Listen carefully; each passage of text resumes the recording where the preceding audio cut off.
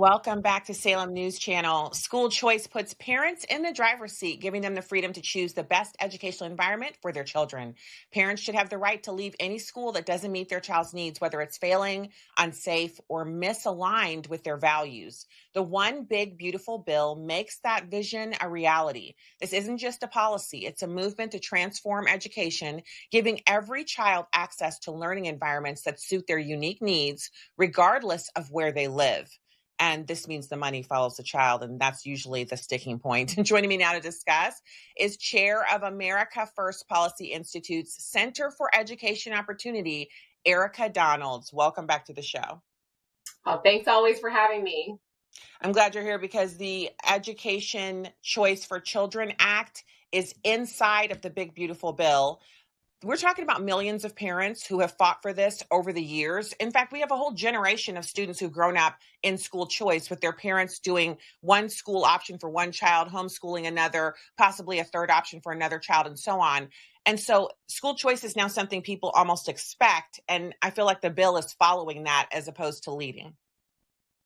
And parents should expect education freedom, as we're now referring to it, right? And this bill, like the president promised the American people, provides educational choice across all 50 states with a tax credit scholarship that would allow individuals or corporations potentially to make donations, and those donations be used for private school tuition in any state in the country, allowing parents to find the educational opportunities that are going to align with not only the academics that they expect, but also their values, as we see many more parents selecting a school, not just based on academic performance, but many times safety and the values that they espouse at home.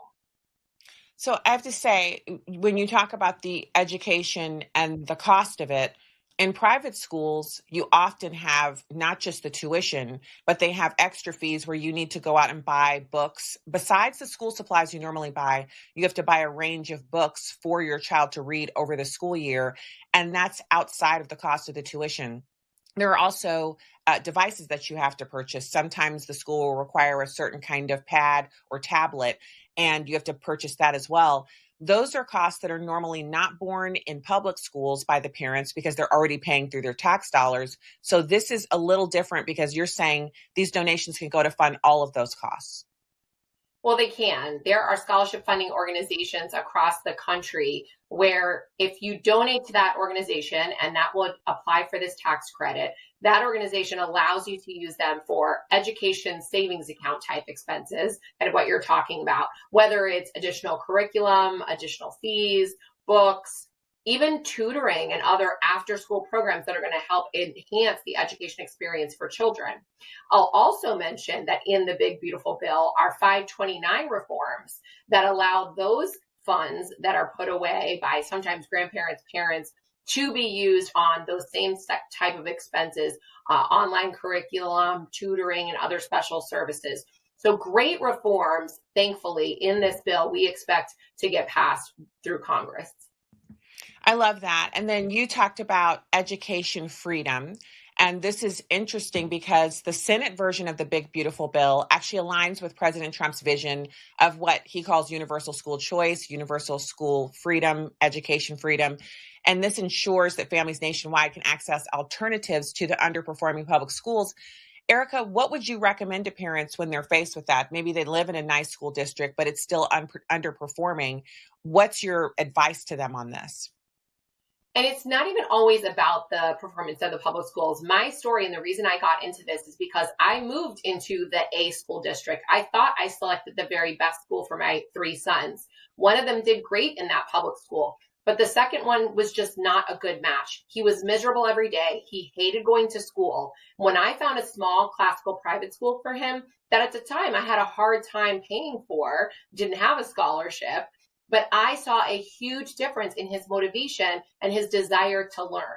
Every parent deserves to be able to find that right environment for their child. It doesn't have to be because of underperformance. Just because it's an A school doesn't mean it's an A school for every single student.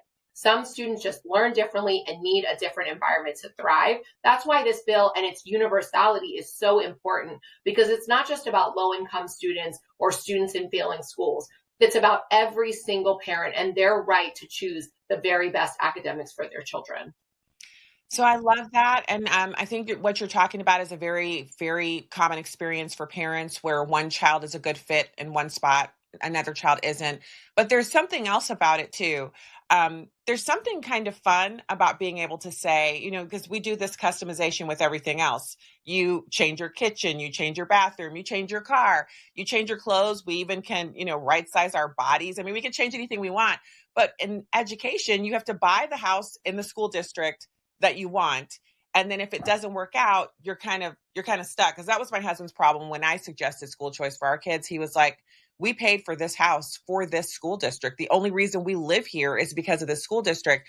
And I had to really convince him as a sitting school board member. I had to convince him, and it took a while, and I finally just resorted to praying about it and keeping my mouth shut. But Erica, eventually he jumped on board because he could see that one of our children, she could go to school on a desert island with an Encyclopedia Britannica from 1975, and she'd still come out with an advanced degree.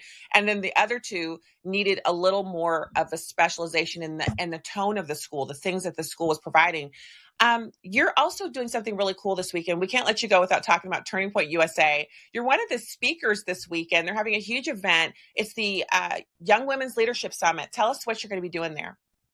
I'm so excited and honored to be among these incredible women to speak to the young women of today. And really what I'm talking about is what I wish I knew at their age, kind of to save you from some of the navigating mistakes and things that we've done as moms, as being a CEO, being a school board member, somebody who wants to contribute to their community, and being a wife, right? And that's what, as young women, I think that they are looking for the right pathway for a modern woman who is a conservative, wants to do right by her family and by her community and certainly by her country. And what does that look like for those of us who have been through it?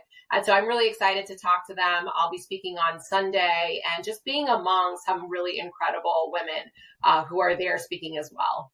Charlie Kirk always chooses amazing speakers for this event. You'll be in Dallas, Texas, and we have a link for you guys. It'll be in the show notes over at stacyontheright.com. You can link there and actually register. It's June 13th through 15th, YWLS2022.com to see Erika Donalds and other fantastic women. Thank you, Erika, for coming on.